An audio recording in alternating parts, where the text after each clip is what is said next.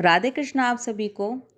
अधिक मास की इस विशेष पूर्णिमा तिथि की आप सभी को बहुत सारी शुभकामनाएं। पूर्णिमा तिथि भगवान श्री विष्णु को प्रिय और उनकी पूजा आराधना उपासना करने का दिन होता है। और उसमें भी जब ऐसी पूर्णिमा तिथि पुरुषोत्तम मास के अंदर आए, यानी कि स्वयं भगवान विष्णु के मास में आए, तो ज़रा सोचिए इसका महत्व कितना अधिक बढ़ जाता है।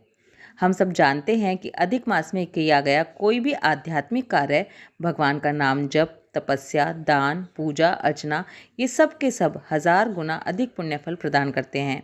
अनजाने में ही पुरुषोत्तम मास का पालन करने वाले कई लोगों को पुराने समय में सर्वोच्च सिद्धि और श्रेष्ठ गंतव्य प्राप्त हुआ है। और उनकी अनेकों कथाएं हम रोजाना हमारी अधिक मास महात्मा की कथा श्रृंखला में सुन रहे हैं। तो ज़रा सोचिए, जो भक्त पूर्ण श्रद्धा के साथ नियम पूर्वक इस पुरुषोत्तम मास में आने वाली पूर्णिमा का पालन करते हैं, उन्हें कितना अधिक फल प्राप्त होगा और भगवान की कितनी अधिक विशेष कृपा प्राप्त होगी। तो चलिए आज सुनते हैं पूर्णिमा तिथि की एक विशेष सुंदर पौराणिक कथा। ये पौराणिक समय की बात है। उस समय तारकासुर नामक एक महाबली दैत्य हुआ करता था।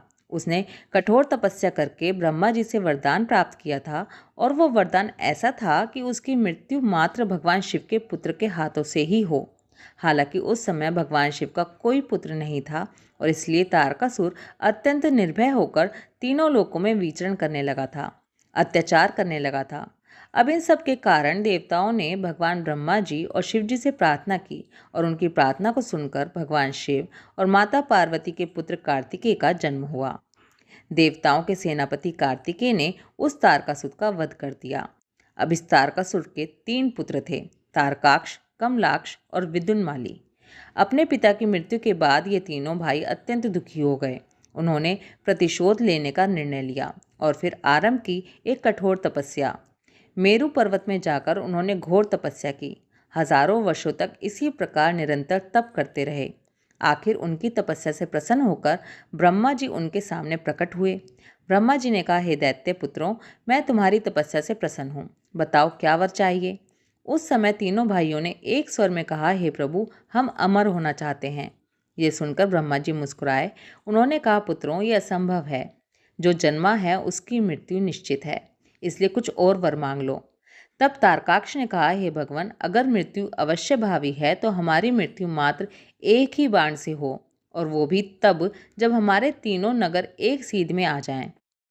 इसके साथ साथ आप ऐसा भी वरदान दीजिए कि हमें 3 अवैध नगर प्राप्त हों, उसका निर्माण करवाया जाए। अब उनकी ऐसी चतुर चाल सुनकर ब्रह्मा जी समझ गए कि वे लगभग अमर होना चाहते हैं, क्योंकि 3 नगरों का एक सीध में आना ये लगभग असंभव घटना थी। लेकिन ब्रह्मा जी जानते हैं कि परम भगवान के लिए कोई भी वस्तु असंभव नहीं होती, इसलिए ब्रह्मा जी ने उनकी बात मान ली और उन्हें वरदान दिया। इसके साथ ही उन्होंने कहा कि माया असुर आपके लिए तीनों नगरों का निर्माण करेगा। हजारों वर्ष बाद ये तीनों नगर एक सीध में आएंगे और तब इनका विनाश होगा, भगवान शिव के हाथों। अब महान शिल्पकार मायासुर ने 3 अद्भुत नगरों का निर्माण किया। सबसे ऊपर सोने से बना हुआ नगर था, जो कि आकाश में था, और उसका स्वामी तारकाक्ष था। बीच में चांदी का नगर था, जो कि अंतरिक्ष में था, और वो कमलाक्ष का था। सबसे नीचे लोहे का नगर था, जो पृथ्वी पर था, और उसका स्वामी विद्युन्माली था। ये तीनों नगर निरंतर गतिशील रहते थे और कभी भी एक स्थान पर नहीं रुकते थे। मायासुर ने केवल इन नगरों का निर्माण किया। ऐसा नहीं था, अपितु उनके लिए एक विशेष विमान भी बनाया, जो समुद्र में भी चल सकता था। इन नगरों में अनगिनत दैत्य, राक्षस और असुर अब रहने लगे थे। वे सभी अपने आप को अजय मानने लगे थे, और वरदान पाकर तीनों भाई अत्यंत शक्तिशाली हो गए। वे तीनों लोकों में अत्याचार करते रहे, देवताओं को त्रास पहुंचाते रहे, ऋषि मुनियों की तपस्या भंग करते रहे, यज्ञ में बाधा डालते, और ये सारे कार्य उनके प्रिय हुए करते थे। वे स्वर्ग लोक पर भी आक्रमण करने लगे, और ये देखकर देवराज इंद्र और अन्य देवतागण उनसे भयभीत रहने लगे। तारकासुर के तीनों पुत्रों ने वैदिक धर्म का नाश करना शुरू कर दिया। ब्राह्मणों को सताते, गायों का वध करते और धर्म के मार्ग में बाधा डालते थे। इस प्रकार पृथ्वी पर अधर्म का राज बढ़ता गया। प्रजा त्राही त्राही करने लगी। अब ऐसी स्थिति की गंभीरता को देखकर सभी देवतागण ब्रह्मलोक में ब्रह्मा जी के पास गए। देवराज इंद्र ने कहा, हे प्रभु, इन त्रिपुरासुरों के कारण तीनों लोकों में हाहाकार मच गया है। आपके दिए हुए वरदान के कारण ये अजय बन चुके हैं। कृपया कोई उपाय करें। तब ब्रह्मा जी ने गंभीर वाणी में कहा, हे देवराज, मैंने जो वरदान दिया है वो असत्य नहीं हो सकता, लेकिन 1000 वर्ष पूरे होने के बाद एक दिन ऐसा आएगा जब ये तीनों नगर एक सीध में आ जाएंगे। उस समय अगर कोई एक ही बाण से इन्हें भेद देगा तो उसका नाश हो जाएगा, लेकिन ये कार्य अत्यंत कठिन है और सिर्फ भगवान महादेव ही इसे कर सकते हैं। सभी देवता महादेव के पास गए। उन्होंने विनती की कि हे त्रिलोकीनाथ, आप ही इस समस्या का समाधान कर सकते हैं। त्रिपुरासुर के अत्याचार से तीनों लोग व्याकुल हैं।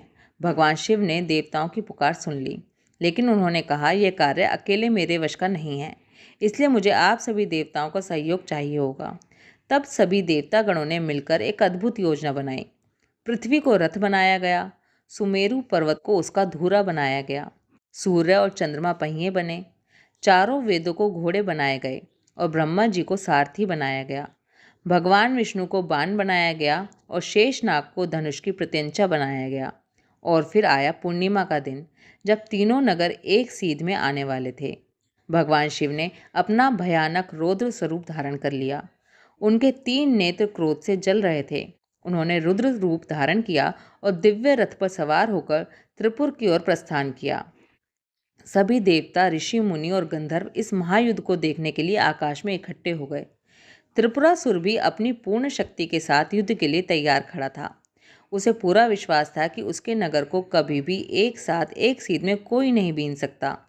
ठीक सूर्यास्त का समय आया जब पूर्णिमा की रात्रि आरंभ होने वाली थी, और उस समय एक अद्भुत घटना घटित हुई। तीनों नगर एक अनोखे संयोग से एक सीधी रेखा में आ गए और ये ब्रह्मा जी के वरदान के अनुसार नियत समय था। भगवान शिव ने अपने दिव्य धनुष पर भगवान विष्णु के बाण को चढ़ा लिया। उनके तीसरे नेत्र से अग्नि निकली और फिर उन्होंने बाण छोड़ा। वो बाण अग्नि के समान तेज था और तीनों नगरों को भेदता हुआ बाहर निकल गया। एक ही बाण से तीनों नगर जलकर भस्म हो गए। त्रिपुरासुर तो अच्छे से सोच में पड़ गया कि आखिर अचानक से क्या हो गया, लेकिन वो भगवान शिव की शक्ति को नहीं जान पाया। त्रिपुरासुर और उनकी संपूर्ण सेना का विनाश हो गया। आकाश से देवताओं ने पुष्प वर्षा की और भगवान शिव की जय जयकार करने लगे। और इस प्रकार पूर्णिमा के दिन भगवान शिव ने त्रिपुरासुर का संहार किया, और तभी से इसी कारणवश इस पूर्णिमा के दिन को त्रिपुरारी पूर्णिमा के नाम से भी जाना जाता है। पूर्णिमा के दिन दीप जलाने की परंपरा इसी घटना से जुड़ी हुई है। कहा जाता है कि इस दिन भगवान शिव ने त्रिपुरासुर का वध किया।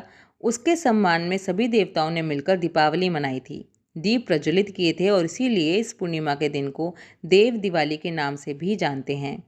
अधिक मास की विशेष पूर्णिमा तिथि की ये विशेष कथा अगर आपको अच्छी लगी हो तो इस वीडियो को लाइक करें और दूसरों के साथ भी इस विशेष कथा को ज़रूर शेयर करें।